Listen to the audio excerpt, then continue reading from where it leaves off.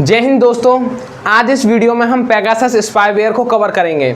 Pegasus spyware को start करने से पहले हम इन दो शब्दों को समझते हैं कि ये मेलवेयर क्या होता है और स्पाईवेयर क्या होता है।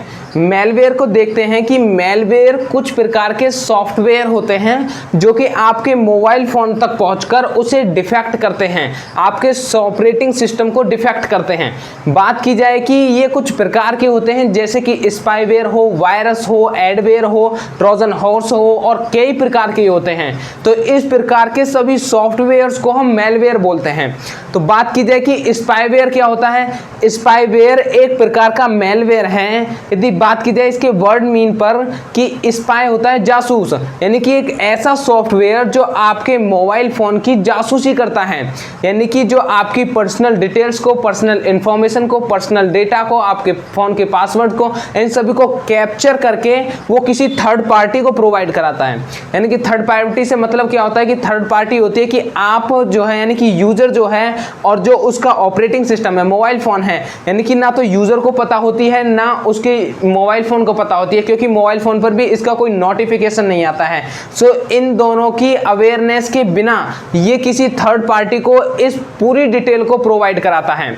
अब बात करते हैं पेगासस स्पाईवेयर क्या होता है। पेगासस स्पाईवेयर एनएसओ ग्रुप जो एक इजरायली कंपनी है इसके द्वारा डेवलप किया गया है। यानी कि बात की जाएगी पेगासस के मीन की कि पेगासस एक घोड़ा हुआ करता था जिसके पंख होते थे, यानी कि विंग हॉर्स हुआ करता था। तो उसी का इंटेंशन ये था कि इसका नाम रखने का कि ये भी एक ऐसा सॉफ्टवेयर जो थ्रू द एयर जाके किसी भी ऑपरेटिंग सिस्टम तक, किसी मोबाइल फोन तक पहुंचकर उसे हैक कर सके। अब यदि हम बात करें कि ये जो पेगासस स्पाईवेयर है ये कोई नया नहीं है। यदि बात की जाए इसके जन्म की, यानी कि फर्स्ट टाइम 2016 में 2016 में फर्स्ट टाइम किसी आईफोन ऑपरेटिंग सिस्टम को एक्सप्लॉइट करने की कोशिश की गई थी पेगासस स्पाईवेयर द्वारा। बात की जाए कि सऊदी अरेबिया के एक human right activist, human right defender थे जिनका नाम था अहमद मंसूर। इनके आईफोन ऑपरेटिंग सिस्टम पर एक मैसेज आता है, टेक्स्ट मैसेज आता है जिसमें एक लिंक होता है। तो इन्होंने इस लिंक पर क्लिक न करके इसे सिटीजन लैब को भेज दिया। ये उस टाइम पर इंटरनेशनली बहुत बड़े ह्यूमन राइट एक्टिविस्ट थे। बात की जाए कि हम और आप क्या करते हैं इस कंडीशन में कि जब कोई जंक नंबर से या ईमेल से या किसी अननोन नंबर से कोई मैसेज आता है, लिंक आता है, तो हम बेसिकली उस पर क्लिक कर देते हैं, जो कि हमारी सिक्योरिटी के लिए अच्छा नहीं है। यानी कि जब कभी किसी जंक नंबर से या किसी अननोन नंबर से, किसी अननोन ईमेल से कोई ईमेल या कोई लिंक आता है तो उस पर बिना सोचे समझे क्लिक ना करें।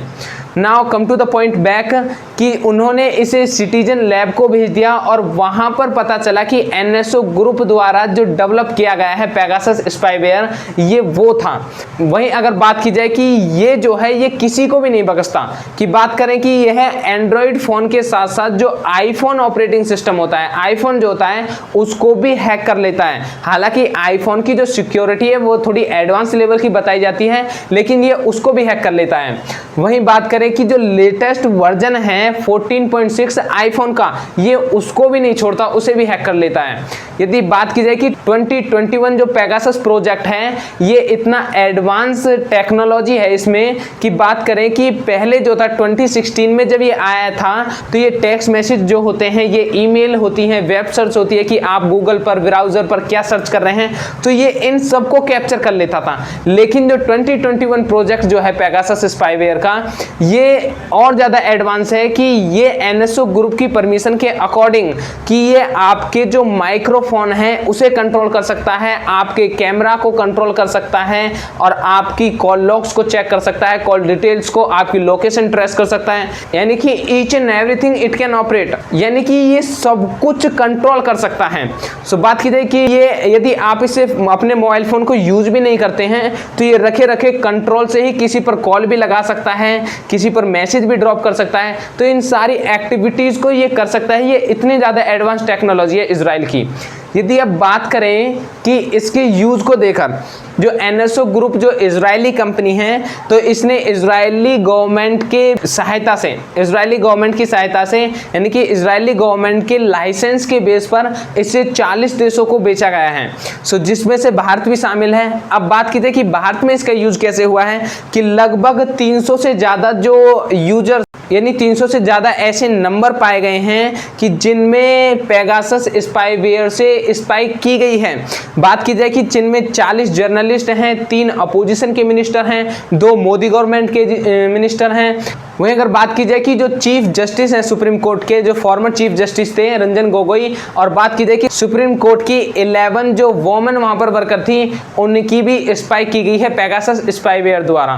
सो अगर बात की जाए कि जो अब पाकिस्तान के जो प्राइम मिनिस्टर हैं इमरान खान, इनकी भी फ़ोन की स्पाइक की जा रही थी काफ़ी टाइम से।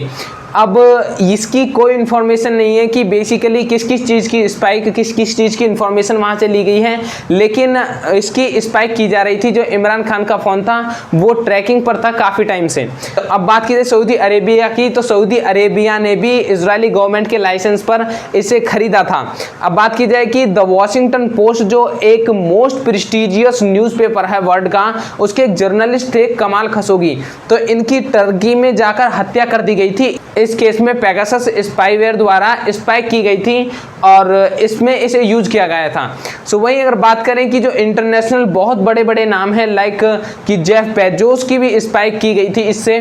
सो यानी कि इसे काफ़ी हद तक यूज किया गया है। अब ये इसे देखें कि ये कहाँ तक सही है और कहाँ तक गलत है।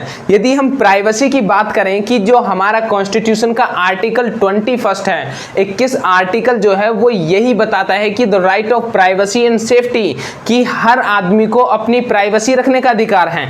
तो लेकिन पेगासस स्पाईवेयर जो है वो किसी भी आदमी की प्राइवेसी छीन सकता है।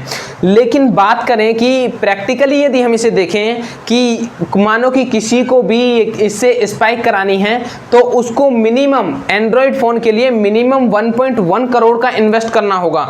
और यदि बात हो आईफोन ऑपरेटिंग सिस्टम को हैक करने की तो उसके लिए तो लगभग 4 करोड़ से ज़्यादा खर्चा आता है। यानी कि एक कॉमन मैन के नज़रिए से हम देखें तो कॉमन मैन पर कौन भला इतना पैसा खर्च करेगा। लेकिन बात की जाए कि जो संदिग्ध हैं, जो सस्पेक्टेड कुछ कैरेक्टर्स हैं, तो उनकी स्पाइक इससे की जा सकती है, जैसा कि हमने देखा भी है।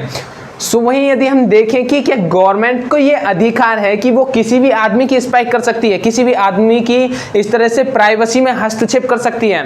सो यदि इसे देखें तो गवर्नमेंट के पास ये राइट है।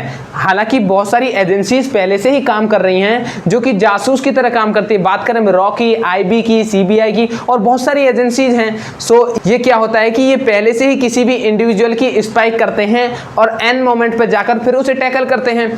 सो फाइनली इसको कहें कि ये यदि प्राइवेसी के मैटर से देखा जाए कि कॉन्स्टिट्यूशन का जो आर्टिकल 21 है वो कहता है कि the right of safety and privacy जो है वो कहता है कि किसी की भी प्राइवेसी नहीं छीनी जा सकती, क्योंकि प्राइवेसी जो निजता है किसी भी आदमी की वो उसकी बहुत बड़ी कमजोरी बन सकती है। सो इसे अनएथिकल भी हम कह सकते हैं, लेकिन एज वेल यदि हम इसे प्रैक्टिकली देखें तो किसी भी कॉमन पर्सन पर कोई भी इतना इन्वेस्ट नहीं करेगा जब तक वो हाईलाइटेड नहीं होगा। सो बात की जाए कि जो हाईलाइटेड पर्सन है, कोई इंपॉर्टेंट केस है, तो उस पर इसकी स्पाइक की जा सकती है इन्वेस्ट करके अच्छा खासा। सो बात करें कि ये एक पूरा ओवरलुक था जो पेगासस स्पाईवेयर है। सो आई होप कि ये वीडियो आपको इन्फॉर्मेटिव लगी होगी। कमेंट बॉक्स में बताइएगा कि वीडियो आपको कैसी लगी, और हाँ, जो वीडियो में आपको कमी लगती है उसे कमेंट बॉक्स में ज़रूर बताइएगा ताकि मैं उसे इम्प्रूव कर सकूँ। सो हंसते रहिए, मुस्कुराते रहिए, मिलते हैं अगली वीडियो में, तब तक के लिए बाय बाय एंड जय हिंद।